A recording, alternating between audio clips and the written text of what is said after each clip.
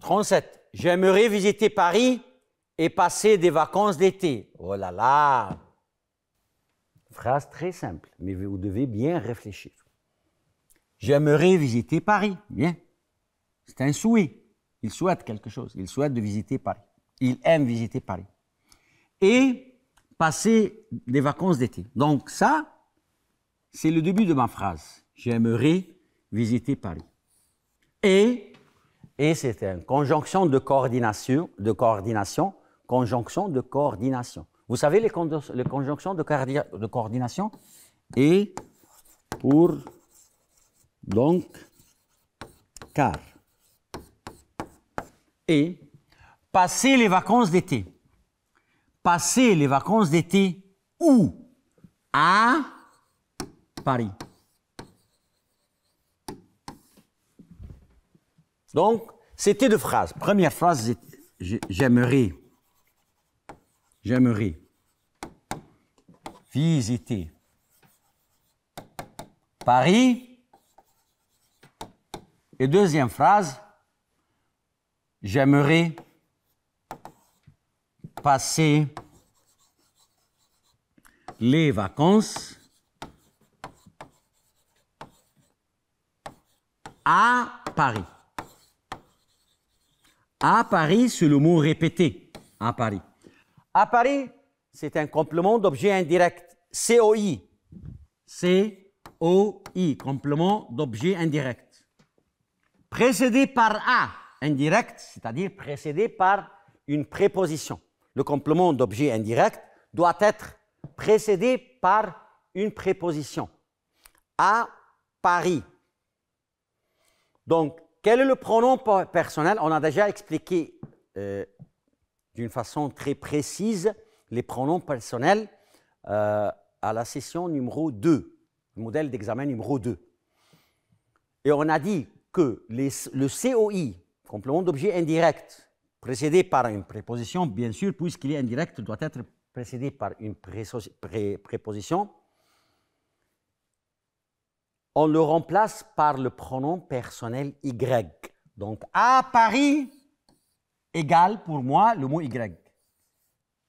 Donc, j'aimerais visiter Paris et y passer les vacances d'été. La réponse, c'est Y.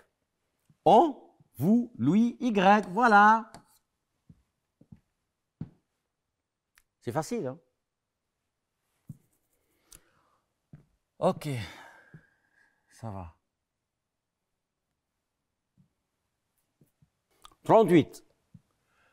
Dès que j'aurai vu ce film, mon avis. Dès que j'aurai vu, conditionnel passé, ce film, mon avis. Dès que plus conditionnel passé, ça nous donne futur simple.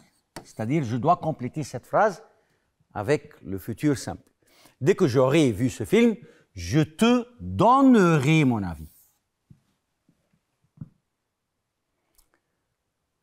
Donnerai qui se termine par AI. J'ai déjà je viens de vous dire maintenant que R, une autre fois, pour ne pas oublier, R, AI, AS, A, ONS, EZ, ONT, ce sont les terminaisons du futur simple. Et n'oubliez pas que R, AIS, imparfait, hein, terminaison de l'imparfait, AIS, AIT, IONS, IEZ, AIENT, ça c'est le conditionnel présent. Pourquoi j'ai répété ça? Je viens de le faire il y a 5 minutes pour vous rappeler quelque chose de très important. Vous ne devez pas choisir ça. Choisissez ça. Vous ne devez pas choisir ça. Donnerai. Donnerai, parce qu'il se termine par RAS. Mais RAI, c'est le futur simple. Ça y est?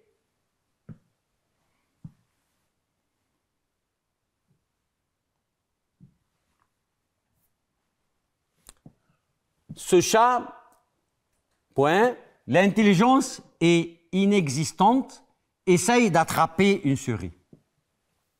Ce chat, l'intelligence, attendez, ici, l'intelligence de ce chat. Et on a enlevé le mot de ce chat pour le remplacer par un pronom relatif ici, où il essaye, ce chat, d'attraper une souris. De ce chat. De ce chat, c'est un complément précédé par deux. N'importe quel complément qui vous rencontre à l'examen précédé par deux, on le remplace par le pronom relatif dont. Donc ce chat, dont l'intelligence est inexistante, essaye d'attraper une souris. Phrase n'est pas facile. Vous devez bien réfléchir dans ces phrases-là. On continue.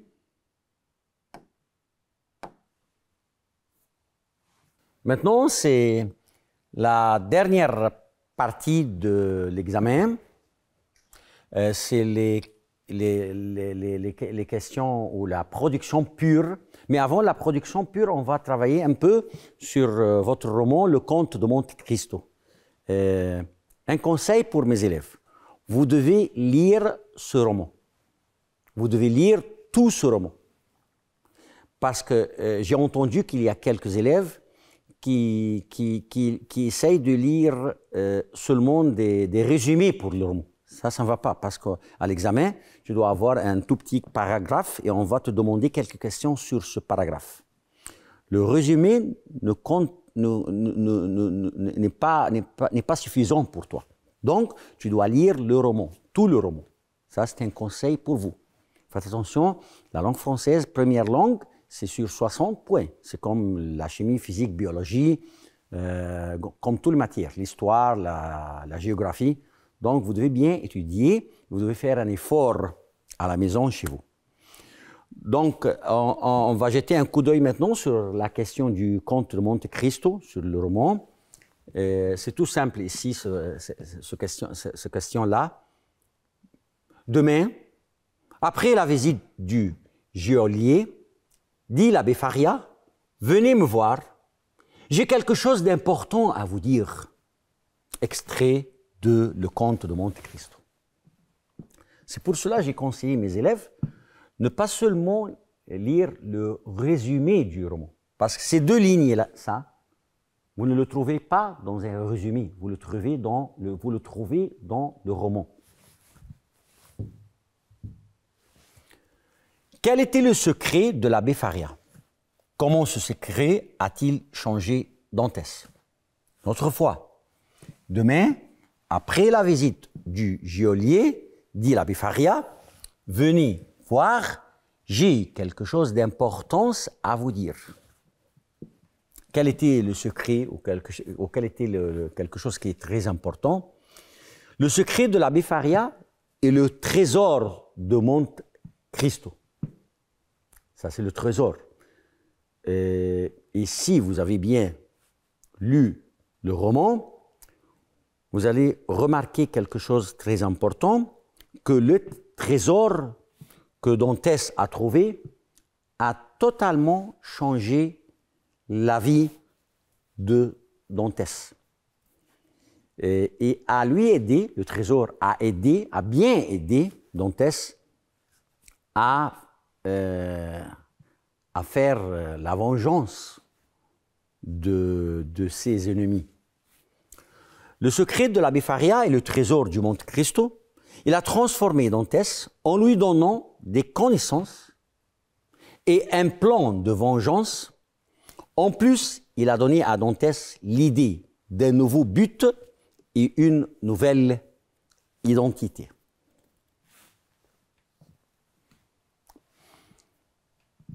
Demain, après la visite du geôlier, dit l'abbé Faria, « Venez me voir, j'ai quelque chose d'important à vous dire. » Est-ce que c'est important d'avoir des amis? D'après le roman, que pensez-vous? bien sûr, c'est important d'avoir des amis. Dans la vie, tu ne peux pas vivre seul. Tu ne peux pas vivre dans isolé de toutes les personnes. Tu dois avoir des amis. Mais faites attention, on a des bons amis et on a des mauvais amis. Tu dois bien choisir tes amis et tu dois profiter, bien profiter et profiter aussi les amis qui se trouvent dans ta vie, se trouvent dans la vie en général. Et faites attention, il y a des amis qui ne te conseillent pas à des bons conseils, qui peut-être provoquent des problèmes dans ta vie. Donc, tu dois bien choisir tes amis. Donc, est-ce que c'est important d'avoir des amis? Bien sûr. D'après le roman, que pensez-vous? Je pense que dans le roman, il avait des bons amis et des mauvais amis. Donc, chacun de nous, dans sa vie, il doit faire attention à ses amis, il doit bien choisir les amis qui vont être dans sa vie. Dans cette question, vous pouvez écrire toutes vos idées. Traitez le sujet suivant de 80 à 100 mots. Comme on a déjà dit, c'est mieux de ne pas écrire plus de 100 mots. Si tu vas écrire en plus, peut-être que tu vas faire des fautes d'orthographe. Et j'ai déjà dit que la meilleure production pure à l'examen, c'est la production qui se compose des phrases simples, pas compliquées, et tu évites toutes les fautes d'orthographe.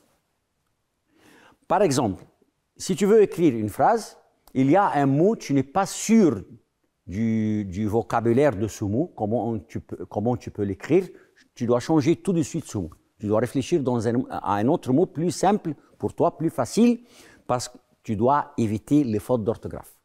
Et tu dois éviter les grandes phrases. Sujet, verbe, complément seulement. Le sujet qu'on va le lire maintenant, c'est un sujet très intéressant pour vous tous. Il s'agit d'écrire la profession que vous aimeriez exercer à l'avenir. Qu'est-ce que tu veux être à l'avenir? Médecin? Professeur? Ingénieur? Policier? Quelles en seraient vos responsabilités? Quels seraient les avantages et les inconvénients du travail que vous feriez à votre avis? Quelles qualités avez-vous qui conviennent à cette profession? Ce sujet, il y a quelque chose qui est très attirant pour les élèves. C'est quoi? La question, numéro 42, il se compose de plusieurs questions.